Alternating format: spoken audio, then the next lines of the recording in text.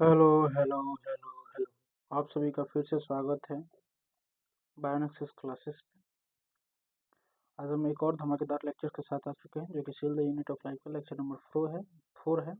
NCERT based series चल रहा है नीट 2026 के लिए। और आप बिहार बोर्ड से हुए तो बिहार बोर्ड के लिए भी पढ़ सकते हैं, या सीबीएसई बोर्ड है तो उसके लिए भी पढ़ सकते हैं। ठीक है, तो चलिए हम लोग स्टार्ट करते हैं। सील द क्या है, seal the unit of life है। चैप्टर कौन सा चल रहा है? Seal the unit of life. Class 11th का बायोलॉजी चल रहा है, botany section. NCERT based series चल रहा है, लेक्चर नंबर 4 है नीट 2026 के लिए। ठीक है, चलिए मूव करते हैं। हम लोग कल पढ़ चुके थे एंडोप्लाज्मिक रेटिकुलर से। आज पढ़ना है हमको, कहाँ से पढ़ना है? Endoplasmic reticular. चलिए तो हम मूव करते हैं इस टॉपिक पे। ठीक है, कल हम लोग पढ़ लिए थे, सेल वाल तक पढ़ लिए थे। बहुत बेहतर लेक्चर कल गया था, सेल वाल तक पढ़ लिए थे। लेक्चर का ड्यूरेशन ज़्यादा नहीं था, 90 मिनट का लेक्चर था। आज भी हम सोचेंगे कि एटलीस्ट 50 टू 22 मिनट के बीच में हम लेक्चर को समाप्त कर दें, क्योंकि ज़्यादा बड़ा लेक्चर थोड़ा सा बोरिंग लगता है आप लोग के लिए, हम समझते हैं बात को। ठीक है, तो चलिए स्टार्ट करते हैं। एंडोमेम्ब्रेन सिस्टम क्या आप पढ़ेंगे लोग? Endomembrane system. While each of the membranous organelle is distinct in terms of its next page पे आते हैं। ठीक है, डिस्टिंक्ट इन स्ट्रक्चर, डिस्टिंक्ट इन किसमें? स्ट्रक्चर्स में और फंक्शंस में। Many of these are considered together as endomembrane system। सारे को एक में कंसीडर क्या करते हैं? एंडोमेम्ब्रेन सिस्टम कंसीडर करते हैं, because their functions are coordinated, क्योंकि इनका फंक्शंस जो है कोऑर्डिनेटेड वे में है, एक साथ है। ठीक है, the endomembrane system, endomembrane system में क्या क्या इंक्लूड होता है? इंक्लूड एंडोप्लाज्मिक रेटिकुलम, ईयर जिसे बोलते हैं, गोल्जी कॉम्प्लेक्स, लाइसोसोम और वैक्यूल्स। यानी एंडोमेम्ब्रेन जो सिस्टम है वो कॉम्बिनेशन किसका किसका है? तो वो कॉम्बिनेशन है आपका एंडोप्लाज्मिक रेटिकुलम का, ईयर जिसे बोलेंगे, गोल्जी कॉम्प्लेक्स का या गोल्जी बॉडी आप बोल सकते हैं, लाइसोसोम का और वैक्यूल्स का। ठीक है, वैक्यूल्स का। Since the functions of mitochondria, chloroplast, peroxisomes are not coordinated, यानी माइटोकॉन्ड्रिया, क्लोरोप्लास्ट और पेरोक्सिसोम का जो फंक्शंस है वो कोऑर्डिनेटेड वे में नहीं होता है। किस वे में? कोऑर्डिनेटेड वे में नहीं होता है। With the above components, with the above components, these are not considered as a part of endomembrane system। जो ऊपर दिया हुआ है माइटोकॉन्ड्रिया, क्लोरोप्लास्ट, पेरोक्सिसोम, ये आपका एंडोमेम्ब्रेन सिस्टम का पार्ट नहीं है, जो above कंपोनेंट शो किया गया है। ठीक है, ये जो क्वेश्चन था यूनिट 2021 में आया हुआ है कि कौन कौन से एंडोमेम्ब्रेन में कौन कौन से इंक्लूड होते हैं और कौन कौन से इंक्लूड नहीं होते हैं, यूनिट 2023 में आ चुका है। तो इसको आप केयरफुली पढ़िएगा। ठीक है, चलिए नेक्स्ट देखते हैं एंडोप्लाज्मिक रेटिकुलम क्या है। ठीक है, एंडोप्लाज्मिक रेटिकुलम के बारे में पढ़ते हैं। Electron microscope studies of eukaryotic cells reveal the presence of a network or reticulum of tiny tubular structure scattered in the cytoplasm that is called endoplasmic reticulum। तो एंडोप्लाज्मिक रेटिकुलम कोई पूछे तो क्या है? तो जब इलेक्ट्रॉन माइक्रोस्कोप का discover हुआ, तो इलेक्ट्रॉन माइक्रोस्कोप में हम जब स्टडी की यूकैरियोटिक सेल्स का, तो उसमें एक नेटवर्क जो है, एक नेटवर्क उसमें प्रेजेंट था, या जिसे हम रेटिकुलम बोल सकते हैं। टीनी ट्यूबुलर स्ट्रक्चर का जो कि स्कैटर्ड कर रहा था किसमें? साइटोप्लाज्म में। उसे हम लोग बोले क्या? एंडोप्लाज्मिक रेटिकुलम बोले। उसे क्या बोले हम? एंडोप्लाज्मिक रेटिकुलम बोले। Hence, here divides the intercellular space into two distinct compartments। जो एंडोप्लाज्मिक रेटिकुलम है वो दो कंपार्टमेंट में बांटता है। यह डिवाइड करता है इंटरसेलुलर स्पेस को दो डिस्टिंक्ट कंपार्टमेंट में। एक जो होता है लुमिनल, जो कि इनसाइड होता है, क्या होता है? एक जो है आपका लुमिनल, जो कि इनसाइड ईयर होता है, एंडोप्लाज्मिक रेटिकुलर के अंदर होता है। एक होता है एक्स्ट्रा लुमिनल, जो कि साइटोप्लाज्म में होता है। एक होता है लुमिनल, जो कि इनसाइड ईयर होता है, और एक होता है एक्स्ट्रा लुमिनल, जो कि साइटोप्लाज्म में होता है। ठीक है, कंपार्टमेंट्स हैं दो, क्या है? कंपार्टमेंट्स। ठीक है, नीचे चलते हैं नेक्स्ट पैराग्राफ में। इसमें जो है मेंशन है the ER often show ribosome attach to their outer surface. ER पे राइबोसोम भी अटैच होता है, जिस पे अटैच होता है उसे रफ एंडोप्लाज्मिक रेटिकुलम बोलते हैं, और जिस पे अटैच नहीं होता उसे स्मूथ एंडोप्लाज्मिक रेटिकुलम बोलते हैं। ठीक है, the endoplasmic reticulum bearing ribosome on the surface called rough endoplasmic reticulum, यानी जिसके सरफेस पे अगर राइबोसोम प्रेजेंट है तो उसे हम रफ एंडोप्लाज्मिक रेटिकुलम बोलेंगे, और जिस पे नहीं है उसे हम स्मूथ एंडोप्लाज्मिक रेटिकुलम बोलेंगे। In the absence of ribosome, they appear as smooth and are called smooth endoplasmic reticulum. तो हम लोग क्या बोलेंगे, स्मूथ एंडोप्लाज्मिक रेटिकुलम बोलेंगे। ठीक है, नेक्स्ट पैराग्राफ आते हैं। Rough endoplasmic reticulum is frequently observed in the cells actively involved in protein synthesis and secretions। जो रफ एंडोप्लाज्मिक रेटिकुलम जो है वो सेल्स में किस काम के लिए आता है, तो प्रोटीन बनाने के लिए और सिक्रेशन करने के लिए, प्रोटीन बनाने के लिए और क्या, सिक्रेशन करने के लिए। ठीक, उसके बाद है they are extensive and continuous with the outer membrane of nucleus। ये क्या होता है, एक एक्सटेंसिव होता है और एक कंटिन्यूअन होता है। आउटर सरफेस जो न्यूक्लियस के आउटर सरफेस में जो है उससे क्या होता है, रफ एंडोप्लाज्मिक रेटिकुलम कंटिन्यू होता है, कंटिन्यूअस रहता है। ठीक है, the smooth endoplasmic reticulum is the major site of synthesis of lipid. जो स्मूथ एंडोप्लाज्मिक रेटिकुलम जो है वो लिपिड का सिंथेसिस कराता है, और रफ एंडोप्लाज्मिक रेटिकुलम जो है वो प्रोटीन सिंथेसिस कराता है और सिक्रेशन कराता है, और स्मूथ एंडोप्लाज्मिक रेटिकुलम केवल लिपिड का सिंथेसिस कराता है। ये क्वेश्चन आ सकता है एग्जाम में, इस पर ध्यान दीजिएगा, आया हुआ भी है। एनिमल सेल्स में, in animal cells lipids like steroidal hormones, animal cells में कौन से लिपिड्स होंगे, स्टेरॉयडल हार्मोन्स होगा, सिंथेसाइज्ड इन ए सीयर। ठीक है, तो एनिमल सेल्स में जो होता है लिपिड, कौन सा लिपिड होता है, वो होता है स्टेरॉयडल हार्मोन, जो कि सिंथेसाइज होता है किसमें, स्मूथ एंडोप्लाज्मिक रेटिकुलम में सिंथेसाइज होता है। ये क्वेश्चन जो है नीट और 20 और 15 में आ चुका है। ठीक है, नेक्स्ट पैराग्राफ चलते हैं। गोल्जी एपरेटस क्या होता है, गोल्जी बॉडी कहिए, गोल्जी एपरेटस कहिए। ठीक है, गोल्जी बॉडी के बारे में हम बात करते हैं। गोल्जी बॉडी क्या होता है, कैमिलियो गोल्जी, गोल्जी बॉडी का जो है डिस्कवरी किए थे कैमिलियो गोल्जी 1898 ईस्वी में। वो फर्स्ट डिस्कवर्ड किए थे densely stain reticular structure near nucleus. Nucleus के नज़दीक में एक डेंसली स्टेन स्ट्रक्चर था, वो ऑब्जर्व किए, और वो स्ट्रक्चर क्या था, तो गोल्जी बॉडी था। This were later named Golgi body, बाद में उसका नाम क्या दिया गया, गोल्जी बॉडी दिया गया, वहीं गोल्जी बॉडी नाम दिए थे बाद में। They consist of many flat, disc-shaped sacs और cisternae। ये जो है गोल्जी बॉडी जो है ये कॉम्बिनेशन होता है, कौन कौन से इसमें होते हैं, फ्लैट होता है, डिस्क शेप्ड सैक होता है, या सिस्टरने आप बोल सकते हैं। इसका जो डायमीटर है 0.5 माइक्रोमीटर से 1 माइक्रोमीटर तक होता है डायमीटर। ठीक है, these are stacked parallel to each other। ये स्टैक्ड पैरेलल होता है एक दूसरे के, यानी देखिएगा तो जस्ट लाइक एक थोड़ा सा कर्व टाइप का स्ट्रक्चर होता है गोल्जी बॉडी। ठीक है, stack parallel to each other, stack parallel यानी स्टैक मतलब हल्का सा मुड़ा हुआ और पैरेलल होता है। ठीक है, varied number of cisternae are present in Golgi complex. Varied number of cisternae are present in Golgi complex. The Golgi cisternae are concentrically arranged।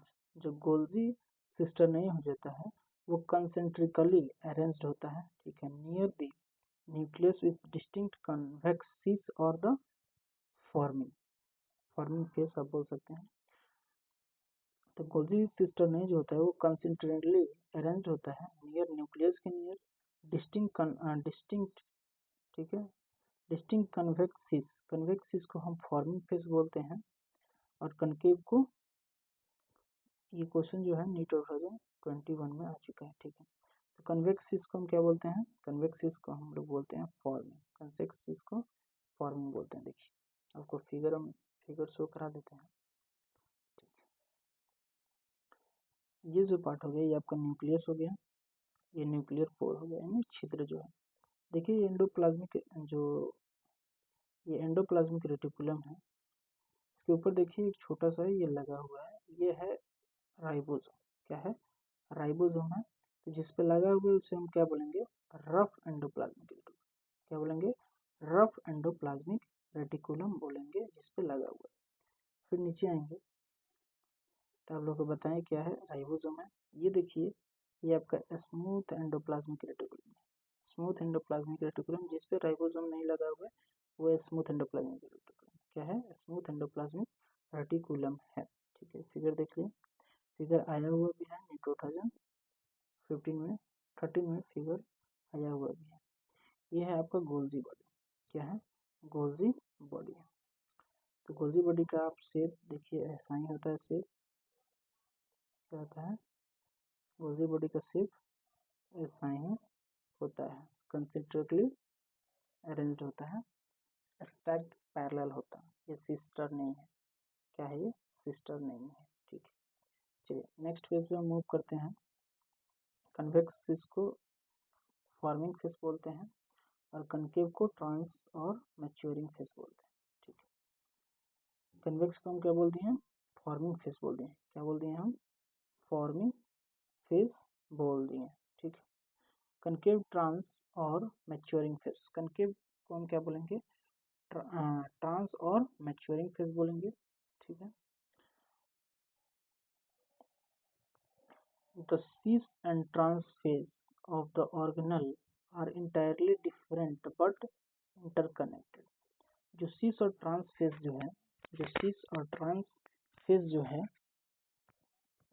phase of the organelle are entirely different है but interconnected है। एक दूसरे से क्या है? Interconnected. Different है पर interconnected है। ठीक है, द गोल्जी एपरेटस क्या है? The Golgi apparatus principally performs the functions of packaging materials to deliver either to the intercellular targets or the secreted outside the cell। जो गोल्जी apparatus है वो परफॉर्म करता है पैकेजिंग करना। मटेरियल का functions क्या करता है? पैकेजिंग मटेरियल करता है to delivered either to the intercellular target or secreted outside the cell। ठीक है, material to be packed in the form of vesicles. किस फॉर्म में? वेसिकल्स के फॉर्म में। From the ER fuse with the cis face of the Golgi apparatus and moves toward the maturing phase। This explains why the Golgi apparatus remains in close association with the endoplasmic reticulum। ठीक है, क्या बोल रहा है कि material to be packed in form of vesicles के form में packed हो सकता है फ्रॉम ईयर से। ER fuse with cis face. ER जो होता है वो फ्यूज हो जाएगा किससे? सीस फेज से फ्यूज हो जाएगा गोल्जी apparatus के, और move toward the maturing phase. अब किस तरफ जाएगा? मैच्योरिंग फेज के तरफ जाएगा।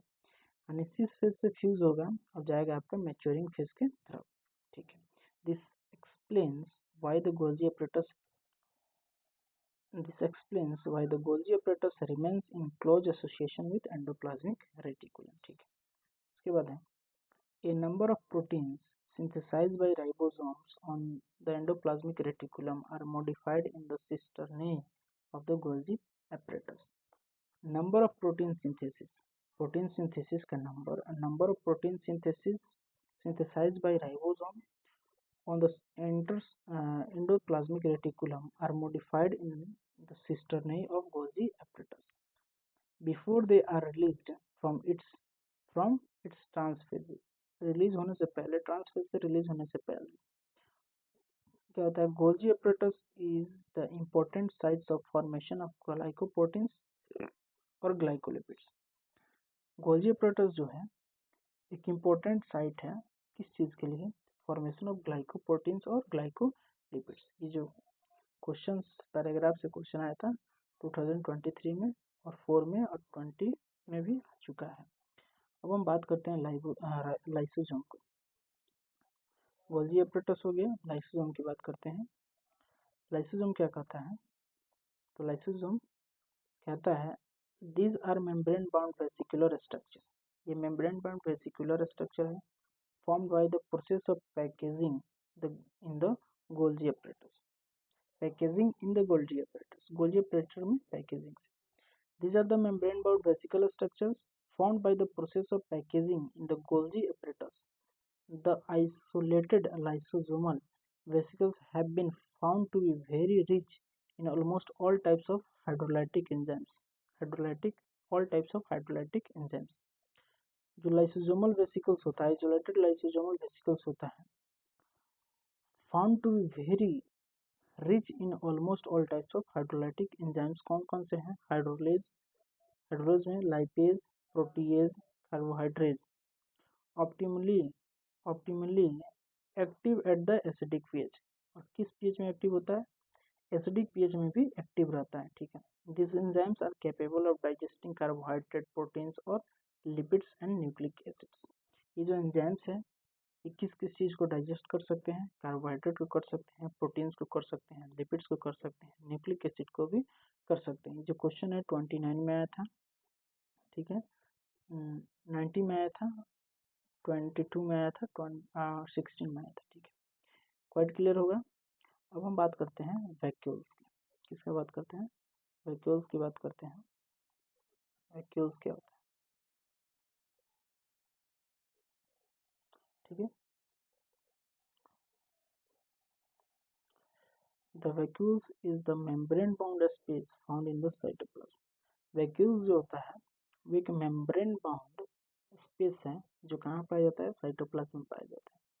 इट कंटेन्स, जो कि रखता है, it contains water, sap, excretory products and other materials not useful for the cell. ये कंटेन करता है वाटर को, सैप को, एक्सक्रीटरी प्रोडक्ट को एंड अदर मटेरियल को जो कि यूजफुल नहीं है, सेल के लिए यूजफुल नहीं है. The vacuole is bound by a single membrane called tonoplast. Vacuole जो होता है बाउंड होता है एक सिंगल मेम्ब्रेन से जिसे हम टोनोप्लास्ट बोलते हैं. तो कोई पूछे वैक्यूल का मेम्ब्रेन क्या होता है तो उसे टोनोप्लास्ट बोलते हैं. प्लांट सेल्स में, in the plant cells vacuoles can occupy up to 90% of the volume of the cell. Plant cells में जो है वैक्यूल जो होता है 90% ऑक्यूपाई करता है स्पेस को. सेल के स्पेस को 90% ऑक्यूपाई करता है. 10% में ही और सारे ऑर्गेन जो है रहते हैं. प्लांट्स में the tonoplast facilitates the transport of number of ions and other material against the concentration gradient into the vacuoles. Plants उसमें टोनोप्लास्ट जो होता है फैसिलिटेट करता है the transport of number of ions and other material against concentration gradient in the vacuole. Hence, their concentration is significantly higher in the vacuole than in the cytoplasm. इसका concentration जो होता है significantly higher होता है, higher vacuole में higher होता है in the cytoplasm. Vacuole में ज़्यादा होता है एज कम्पेयर टू साइटोप्लाज्म. ठीक है. In amoeba the contractile vacuole is important for osmoregulation and excretion. Amoeba की बात करें तो एमीबा जो होता है यूनिसेलुलर ऑर्गेनिज्म होता है. तो एमीबा कंट्रेक्टाइल वैक्यूल होता है. इम्पोर्टेंट रोल करता है किसमें? ऑस्मोरेगुलेशन में और एक्सक्रीशन में. Many cells as in protista, food vacuoles are formed by engulfing the food particles. food vacuole जो फॉर्म होता है किस से? जब फूड पार्टिकल्स को हम इनगल्फ करते हैं तो वह फूड वैक्यूल बनता है. ठीक है. इसके बाद जो नेक्स्ट है वो है माइटोकॉन्ड्रिया. तो आज जो है 20 मिनट्स कंप्लीट होने वाला है जस्ट. तो आज का लेक्चर हम यहीं पर रोकेंगे. ठीक है. आज का लेक्चर हम यहीं पे रखेंगे. कल हम लोग पढ़ेंगे माइटोकॉन्ड्रिया के बाद प्लास्टिड यानी क्लोरोप्लास्ट. ठीक है. तो आज के लिए लेक्चर यहीं पे रहते हैं. लेक्चर अगर अच्छा लगे तो लाइक, शेयर और सब्सक्राइब, कमेंट जरूर कीजिएगा चैनल को और अप्रिशिएट कीजिए. मेहनत को आप लोग अप्रिशिएट करें और खुद भी मेहनत करें तो उसको भी अप्रिशिएशन दीजिए. ठीक है. तो आज के लिए बस इतना ही. जाते जाते बात बोलते हैं थैंक्स फॉर वॉचिंग. सपोर्ट देने के लिए इतना देर आप चैनल पे बन रहे हैं और बढ़िया है आपके लिए भी मेरे लिए. बायोनेक्सिस क्लासेस जो है always keep signing. Like and share and subscribe कर दीजिए चैनल को. ठीक है. तो आज का वीडियो हम लेके जाते हैं. Okay, bye.